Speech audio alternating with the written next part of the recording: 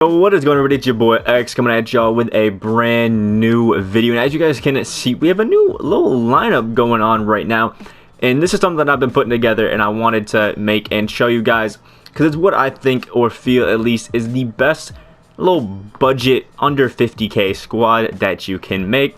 And to cut a little bit of prices, I threw in two of the cards that I feel like are really strong at, you know, certain things to help you guys out with it. I'm going to go over a little bit of the game plan and some possible substitutions or upgrades that you guys can make as you move along with this squad.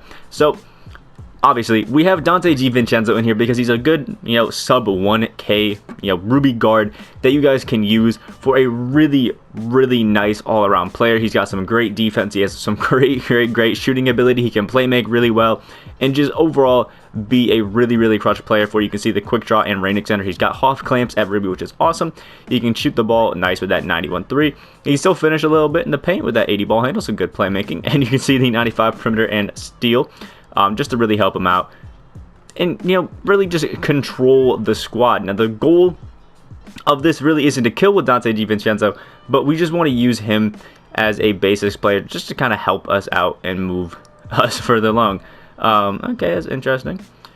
So what we have here at the 2 is Cameron Reddish. Now for you guys that don't have Cameron Reddish, or maybe have somebody else I know a lot of people have been pretty fond of recently, it's this where is he? Is he a small forward as well? Kevin Porter Jr. Both of these guys will work just fine at this 2 guard spot. But at this 2 guard spot, to get Cameron Reddish, all you have to do over here in the challenges, spotlight sim and finish off the Hawks right here. Finish all these off and you get Cameron Reddish. And then to get the other guy that I have in here, Rudy Hachimura, you can finish off in this one, and he's our like backup small forward. Now if you guys are wondering why I have Ruby at the bench and not up here, we'll explain that in a little bit.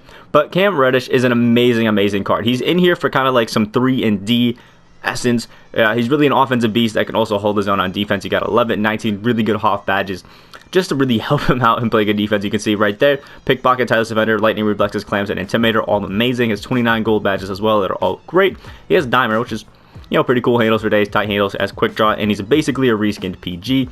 You can see why I call him a 3 and D player, though. He's got that 92 shot 3 and a 95 in both steal and premier defense, and a 95 dropping dunk to help out with it as well. Just a great card and a great addition to kind of have on your squad at the 2. So I feel like it's just, he's perfect for what a lot of squads need. Eric Paschall, he pops up in my top 10 budget cards video yesterday.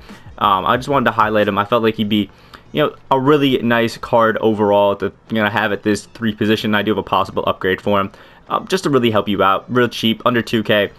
Literally can do everything. I think I said yesterday he has like 4 stats that are below an 80. And then also has 17 great Hoff badges, which are really nice.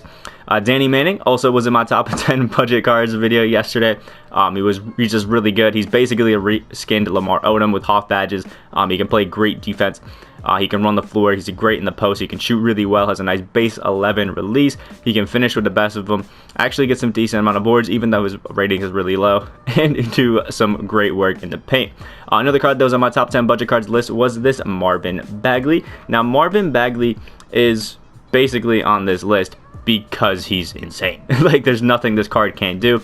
At 6'11", as a center that has quick first step and pick and popper, he's amazing. He can run to the basket and finish with the best of them. He's great playing defense in the post. He can finish really well, getting nice boards. You can even guard the guys on the perimeter. So people are running those cheesy like bull-esque centers, so he can still play there. I just really like this card, and I think he's going to be an amazing addition to any squad with his nice release and ability to just do everything on the floor and even get the board and run it down all the way if you guys need it. Definitely like this Marvin Bagley card. Now on our bench, it might be formatted a little weird for some of you guys. We have Rudy Hachimura in here because he is a basically Carmelo Anthony. He has all the same like animations and releases, has the same, you know, general Hoff badges that all make Carmelo Anthony great, like clamps, contact finisher, and some just great defensive badges as well. Has amazing gold badges like post move, lockdown, intimidator, rebound chaser. He also has quick draw and range center both on gold as well, and hot zone hunter with some nice hot zones. And Rui's just great. The reason I have him and Isaac Bunga on the bench instead of maybe, you know, having the lineup look like this is for a little bit of space. I don't want to have a super good off like starting lineup, and then a really bad, well, not really bad, just a slightly worse, you know, bench. So I have Bunga in here because he's a great 6'8" PG that can do everything. Really don't need to explain a 6'8" PG, like he's in there because he's super tall, great handles, great playmaking ability in general, amazing at defense. He can set people up great, he can shoot really well too, and finishing at the basket is easy as hell with this card. Also has quick draw and range center as well on him. And just to show you guys that he's great everywhere. Nice driving layup, a really good shot 3, and driving dunk. Good playmaking right there, and good defense at 6'8". It's going to be great. Can rebound well and run the floor too. Lance Stephenson is in here. Everybody knows about Lance. I don't really need to talk about him. He's just a great 3-and-D card for you guys that can also finish in the paint. Jeff Green is one of the cards that you could possibly replace on this list. I understand he's a little bit older, but I do really like this Jeff Green card. I think he's amazing for some of the guys that you know, would like him. Just because he's got a good shot, he has a good ability, you know, driving to the paint. He can play defense all around, shoot the ball well, just do everything basically. He's kind of like a shorter version of Marvin Bagley, I guess, where everywhere on the court he just works great. I mean, you can see it, barely anything is below that 80 mark. He's just a great card, a good release. And I know some people who've even gone their 12-0 runs using Jeff Green as like one of their primary scorers just because he's that nice. And then Thon Maker's in here because with a ball control shoe, he's a speed boosting 7-footer that is amazing.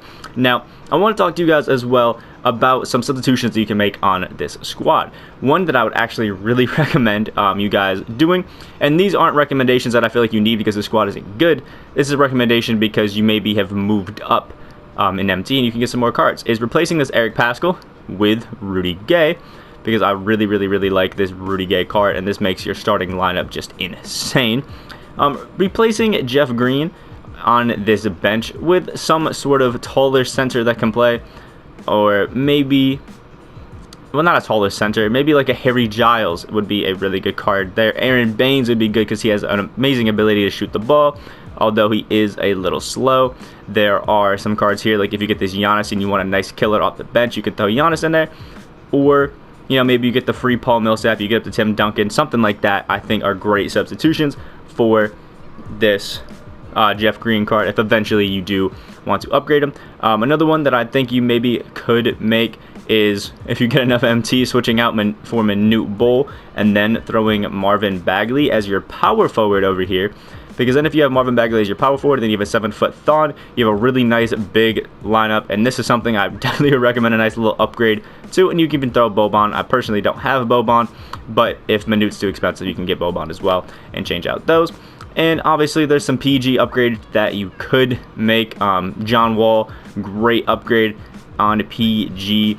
This Alex Caruso is a good substitution as well. Even the Opal Caruso, he goes for like 100k, so it's a little expensive, but he's somebody you could do.